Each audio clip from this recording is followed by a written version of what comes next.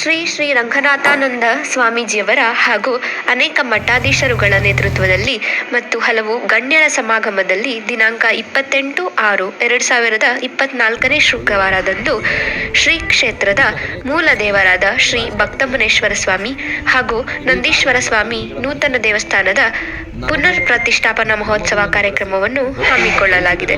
ದಿನಾಂಕ 26/6/2024 29/6/2024 ಶ್ರೀ ಕ್ಷೇತ್ರದಲ್ಲಿ ವಿಶೇಷ ಪೂಜಾ, ಧಾರ್ಮಿಕ ಹಾಗೂ ಸಾಂಸ್ಕೃತಿಕ ಕಾರ್ಯಕ್ರಮಗಳು ನಡೆಯಲಿವೆ. ಜನವರಿ 1ನೇ ತಾರೀಕಿಂದ ಈಗಾಗಲೇ ಒಂದು ಕೆಲಸ ಮುಗಿಸಿ ಹೆಚ್ಚು ಕಮ್ಮಿ 20 ಡೇಸ್ ಆಯಿತು. ನಮ್ಮ ಸಿವಿಲ್ ವರ್ಕ್ ಬೇರೆ ವರ್ಕ್ ಮುಗಿಸ್ತಾ ಇದ್ದೀವಿ ಸೈಡೆಲ್ಲ. 102 ದಿನದಲ್ಲೆಲ್ಲ ಶಿಲ್ಪಿ ಕೆಲಸ ಮುಗಿಸ್ ಅಲ್ಲ, ಇಷ್ಟು ದೊಡ್ಡ ದೇವಸ್ಥಾನನ 102 ದಿನದಲ್ಲಿ ನಿಮಗೆ ಕಟ್ಟಕ್ಕೆ ಸಾಧ್ಯ ಆಯ್ತಾ? ಭಗವಂತನ ಕೃಪೆ ಅದು. ನಮ್ಮಲ್ಲಿ ಏನಿಲ್ಲ, ಭಗವಂತ ಏನು ಪಡ್ತಾರೆ ಹೇಳಿರ್ತದೆ ಆ ಡೇಟ್ಗೆ ಮುಗಿರ್ತದೆ. 90 ಡೇಸ್ ಕೇಳಿತ್ತು. ಪ್ಲಸ್ ಅವ್ರ ಶಿಲ್ಪಿಗಳು ಒಂದು 10 ಡೇಸು ಶಬರಿಮಲೆಗೆ ಹೋಗಿದ್ರು. ಹಂಗಾಗಿ 102 ಡೇಸ್ ಆಯಿತು. ಇದು ಆದಿಚುಂಚನಗಿರಿ ಶೈಲಿನಲ್ಲೇ ಪ್ಲಾನ್ ಮಾಡೋರೆ ಅಲ್ವಾ? ವೈದಿಕ ಪರಂಪರೆ ಥರದ್ದು ಮಾಡಿದ್ದಾರಾ? ಓಕೆ. ಈಗ ಎಷ್ಟು ಅಂದಾಜು ಎಷ್ಟು ವೆಚ್ಚ ನೀವು ಆಗಿರ್ಬೋದು?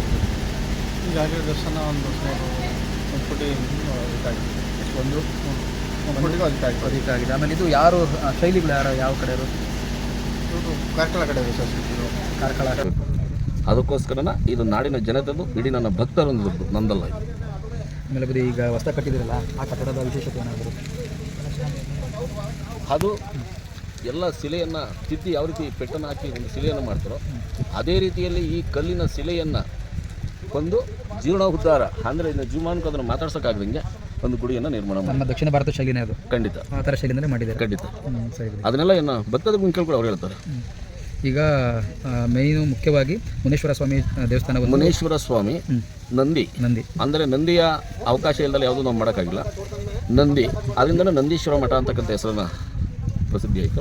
ಅದರೊಳಗೆ ಶಿವ ಇದ್ದಾನೆ, ವಿಘ್ನೇಶ್ವರ ಇದ್ದಾನೆ, ಸರಸ್ವತಿ ಇದ್ದಾಳೆ, ಗಣೇಶ ಇದ್ದಾನೆ, ಸುಬ್ರಹ್ಮಣ್ಯ ಇದ್ದಾನೆ, ಪಾರ್ವತಿ ಇದ್ದಾಳೆ, ಕಾಳಿಕಾದೇವಿ ಇದ್ದಾಳೆ. ಇಷ್ಟೆಲ್ಲವನ್ನು ಕೂಡ ಈ ಕ್ಷೇತ್ರದಲ್ಲಿ ನಿರ್ಮಾಣವನ್ನು ಭಕ್ತಾದಿಗಳು, ನನ್ನದು ಅಂತಕ್ಕಂಥದ್ದು ಏನೂ ಇಲ್ಲ, ನಾನು ಕೊಟ್ಟಿಲ್ಲ. ನಾನು ಕೊಟ್ಟರು ನಮ್ಮ ತಾತ ಸಂಪಾದನೆ ಮಾಡಿದ ಒಂದಿಷ್ಟು ಆಸ್ತಿ ಬಿಟ್ಟರೆ ಬೇರೆ ಇವತ್ತು ಆ ವಾಸ್ತಿ ನಂದಲ್ಲ, ನನ್ನ ಭಕ್ತರದು. ಅದು ಶ್ರೇಷ್ಠಕ್ಕೆ ಬರ್ಬಿಟ್ಟಿದ್ದೀನಿ.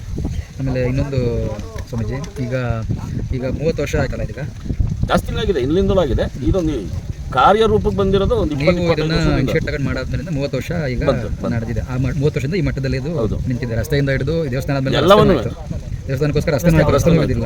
ಈಗ ಇಲ್ಲಿ ಒಂದು ಅದು ಸ್ಕೂಲ್ ಕೂಡ 1ರಿಂದ 10ನೇ ತರಗತಿ ಇದೆ. ಸ್ಕೂಲ್ ಆಯಿತು, ಅನ್ನದಾಸೋಹ ಆಯಿತು, ನಿತ್ಯ ಇದೆ. ನಿತ್ಯ ಬಡ ಮಕ್ಕಳಿಗೆ ಮಾಂಗಲ್ಯ ದಾನಿಯ ನಿತ್ಯ ಇದೆ. ಆಮೇಲೆ ಒಂದು ಕಲ್ಯಾಣ ಮಂಟಪ ಕೂಡ ವ್ಯವಸ್ಥೆ ಕೂಡ ಇಲ್ಲಿ ಅನ್ನದಾಸೋಹ ಮಂಟಪ, ಅದನ್ನು ಸಪ್ತಗಿರಿ ಸಮಾಜದವರು ನಿರ್ಮಾಣ ಮಾಡಿದ್ರು.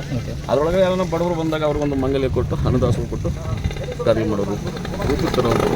ವರ್ಷಕ್ಕೆ ಒಮ್ಮೆ ಜಾತ್ರೆ, ದೀಪೋತ್ಸವ ಎಲ್ಲವನ್ನೂ ನಡೀತಾ ಇದೆ, ಪ್ರತಿಯೊಂದು ನಡೀತದೆ. ಆಮೇಲೆ ಈ ದೇವಸ್ಥಾನಕ್ಕೆ ನಮ್ಮ ರಾಜ್ಯದಲ್ಲಿ ನಿಮ್ಗೆ ಗೊತ್ತಿರೋ ಪ್ರಕಾರ ಎಲ್ಲೆಲ್ಲಿಂದ ಅತಿ ಹೆಚ್ಚು ಜನ ಭಕ್ತರು ಆಗಮಿಸ್ತಾ ಇದ್ದಾರೆ? ಇಡೀ ಸುಮಾರು ಕೊಳ್ಳೇಗಾಲ ಆಗ್ಬೋದು, ತಮಿಳ್ನಾಡು ಆಗ್ಬೋದು, ಆಂಧ್ರ ಆಗ್ಬೋದು, ಇಂಥ ಕಡೆಯಿಂದ ಅಂತೇನಿಲ್ಲ, ಎಲ್ಲ ಕಡೆನೂ ಇದೆ. ಈಗ ಲಕ್ಷ್ಮೀದೇವಿ ದೇವಸ್ಥಾನ ಇದ್ದಾವೆ, ಗೊರೂರು ಲಕ್ಷ್ಮೀದೇವಿ ನೋಡಿ, ಅಲ್ಲಿಂದಲೂ ಕೂಡ ಬಂದು ಗೊರವನಹಳ್ಳಿ ಎಲ್ಲ ಕಡೆ ಗೊರವನಹಳ್ಳಿ ದೇವಸ್ಥಾನ ಅಂತಲ್ಲ, ಎಲ್ಲ ಕ್ಷೇತ್ರದವರು ಇದ್ದಾರೆ, ಹೊರನಾಡಿಂದಲೂ ಬಂದಿದ್ದಾರೆ. ಪಬ್ಲಿಸಿಟಿ ಆಗ್ತಾ ಇದೆ. ಇದೇ ನಾವೇನು ಪೇಪರಿಗೆ ಕೊಟ್ಟಿಲ್ಲ, ಟಿವಿ ಕೊಟ್ಟಿಲ್ಲ, ಇವ್ರ ಬಾಯಿಂದ ಅವ್ರ ಬಾಯಿಂದ ಈ ಗುಡಿಯನ್ನು ಕಟ್ಟಕ್ಕಿಡಿದ ಮೇಲೆ ಈಗ ಪಬ್ಲಿಸಿಟಿಯನ್ನು ಮೂಲ ಕಾರಣ ಇರುವ ಶಕ್ತಿ, ಆ ಭಗವಂತನ ಒಂದು ಶಕ್ತಿಯನ್ನು ಪಡೆದು ಆ ಒಂದು ಧರ್ಮ ದಾರಿಯಲ್ಲಿ ಯಾವ್ದು ನಡೀತದೆ ಅವ್ರು ಏನು ಅವಕಾಶವನ್ನು ಬೇಡ್ಕೊಂಡಾಗಿತ್ತು ಆ ಗುರಿಯಲ್ಲಿ ಅದ್ರ ಮುಖಾಂತರ ಅದನ್ನು ಇಲ್ಲಿ ಬಂದಿರುವಂತಕ್ಕಂಥ ಎಲ್ಲ ಕಷ್ಟ ಕಾರ್ಪಣ್ಯಗಳು ಕೂಡ ಎಲ್ಲ ಅದನ್ನು ನಾನು ಕೇಳಂಗಿಲ್ಲ, ನೀವು ಕೇಳಂಗಿಲ್ಲ, ಇಡೀ ಎಲ್ಲ ಭಕ್ತಾದಿಗಳನ್ನು ಕೇಳ್ಕೊಳ್ಳಿ. ಆ ನಿಟ್ಟಿನಲ್ಲಿ ಅದಕ್ಕೋಸ್ಕರ ಜಾಸ್ತಿ ಜನ ಇಲ್ಲಿ ಹುಡುಕಿ ಬರ್ತಾ ಇರೋದು. ಒಂದು ಪುಣ್ಯಕ್ಷೇತ್ರ ಆಗಿರೋದಕ್ಕಂತ ಖಂಡಿತ.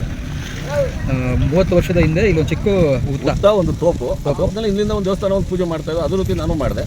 ಮಾಡೋಕೆ ಹೋದಾಗ ಏನೋ ಒಂಥರ ನನಗೆ ಗೋಚರ ಆಯಿತು. ಇಲ್ಲಿ ನಾನು ಪ್ರಭಾವವಾಗಿ ಆಗ್ತೀನಿ ಇಂಥ ನೋಡಿ ಇವರು ಗಂಗೂರಾಯ ಅಂತ ಇವರು ಮಾಡಿಕೊಂಡು ಇನ್ನೊಬ್ರು ಮಾರ ಕೊಟ್ಟರು ಅಂತ ದಶ ಕೊಟ್ಟರು ಅಂತ ಆಮೇಲೆ ಸುಮಾರು ಜನ ಭಕ್ತರು, ಅದರಲ್ಲಿ ನಮ್ಮ ಮಂಜಣ್ಣವರು ಒಬ್ಬರು ಸಾಕಷ್ಟು ಸೇವೆಯನ್ನು ಸಲ್ಲಿಸಿರೋರು. ಹಿಂಗೆ ಅನೇಕ ಜನ ಎಲ್ಲ ಕಡೆಯೂ ಇದ್ದಾರೆ, ಇಂಥ ಕಡೆ ಅಂತ ಏನಿಲ್ಲ. ತೇರು ನಡೀತದೆ, ಅದರಲ್ಲಿ ಬೆಳ್ಳಿ ಶಿಲೆಯನ್ನು ಮಾಡಿದ್ದಾರೆ. ಆದ್ಮೇಲೆ ನೀವು 30 ವರ್ಷ ಮೊದಲು ನೀವು ನೋಡೋದಾದ್ಮೇಲೆ ದೇವಸ್ಥಾನ ನನ್ನ ಕೈಗೆ ಬಂದ ಮೇಲೆ ಇಷ್ಟೆಲ್ಲ ನಾನು ಮಾಡ್ಕೊಂಡು ಅಭಿವೃದ್ಧಿ ಮಾಡ್ಕೊಂಡು ಶಾಲೆ ಆಗಿ ಒಂದು 4-5 ವರ್ಷ ಆಯ್ತಾ? 10 ವರ್ಷಗಳಾಯ್ತು.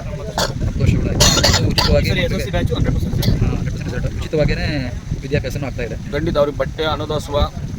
ಆಮೇಲೆ ಈಗ ಈ ಮಟ್ಟಕ್ಕೆ ಆಗಿದೆ, ಮುಂದೆ ಏನಾದರೂ ಚಿಂತನೆಗಳು, ಗುರಿಗಳು, ಮಠ ಈ ಥರ ಮಾಡಬೇಕು ಅನ್ಕೋತೀವಿ? ಮುಂದೆ ಮಠ ಏನಿಲ್ಲ, ಇಲ್ಲಿ ತಂದೆ ತಾಯಿಗಳಿಗೆ ಸುಮಾರು ಜನ ನಾನು ಕಂಡ ಮಟ್ಟಿಗೆ ಸಾಕಷ್ಟು ಜನಕ್ಕೆ ಹಿಂಸೆ ಆಗ್ತಾ ಇದೆ. ಒಂದು ಆಶ್ರಮವನ್ನು ಮಾಡಬೇಕು, ಒಂದು ವೃದ್ಧಾಶ್ರಮವನ್ನು ಮಾಡಬೇಕು, ಒಂದು ಹಾಸ್ಟೆಲನ್ನು ಮಾಡಬೇಕು. ಬಡ ಮಕ್ಕಳು ವಿದ್ಯಾರ್ಥಿಗಳ ಒಂದು ಬಡ ಮಕ್ಕಳು ಒಂದು ಹಾಸ್ಟೆಲನ್ನು ಮಾಡಬೇಕು ಅನ್ನೋ ಒಂದು ಆಸೆ ಇದೆ. ಎಲ್ಲದಕ್ಕಿಂತ ಇಡೀ ಭಕ್ತಾದಿಗಳು ಸುಮಾರು ಜನ ಗೋಗಳನ್ನು ತಂದು ಕೊಡ್ತಾರೆ. ಗೋಶಾಲೆಯನ್ನು ನಿರ್ಮಾಣ ಮಾಡಬೇಕು ಅನ್ನೋದು ಆಸೆ ಇದೆ. ಯಾಕೆ ನಂದೀಶ್ವರನ ಹೆಸರು ಇಟ್ಕೊಂಡ್ರಿಂದ ಗೋಶಾಲೆ ಆಗಲೇಬೇಕು ಅನ್ನೋದು ಆಸೆ ಇದೆ. ಅಷ್ಟು ಜನ ಭಕ್ತರ ಅಭಿಪ್ರಾಯ ಎಷ್ಟೋ ಜನಗಳು ಹಾಸ್ಪಿಟಲಲ್ಲಿ ರಿಜೆಕ್ಟ್ ಆಗಿರೋದು, ಇವ್ರು ಇನ್ನು ಯಾವುದೇ ಕಾರಣಕ್ಕೂ ಬದುಕಲ್ಲ, ಇವ್ರು ಬ್ಲಡ್ ರಿಟರ್ನರ್ ಅಂತ ಕಳಿಸಿರೋವೆಲ್ಲ ಇಲ್ಲಿ ಬಂದವರು ಪವಾಡ ರೀತಿಯಲ್ಲಿ ಅವ್ರು ಚೇತರಿಸಿಕೊಂಡು ಇಲ್ಲೇ ಊಟ ಮಾಡ್ಕೊಂಡು ಹೋಗಿದ್ರು. ಅದೇ ದಿನ ಊಟ ಮಾಡ್ಕೊಂಡು ದೇವರ ಒಂದು ಅನುಗ್ರಹ ಇವತ್ತು ಭಕ್ತರಾಗಿ ನಡ್ಕೋತಾರೆ. ಹೌದು, ಎಷ್ಟೋ ಜನಕ್ಕೆ 18 ವರ್ಷ 20 ವರ್ಷ ಸಂತಾನ ಇದ್ದವರೆಲ್ಲರೂ ಸಹ ಇಲ್ಲಿ ಬಂದಾಗ ಸಂತಾನ ಆಗಿದೆ. ಮಿನಿಮಮ್ 3 ಅಮಾವಾಸ್ಯೆ ಗಂಗೆ ಹಾಕ್ತಾರೆ ಸರ್, ತೀರ್ಥ ಸ್ನಾನ ಮಾಡ್ತಾರೆ. 70% ಅವ್ರಿಗೆ ಸಂತಾನ ಆಗುತ್ತೆ. ಅದು ಭಗವಂತನ ಆಶೀರ್ವಾದ.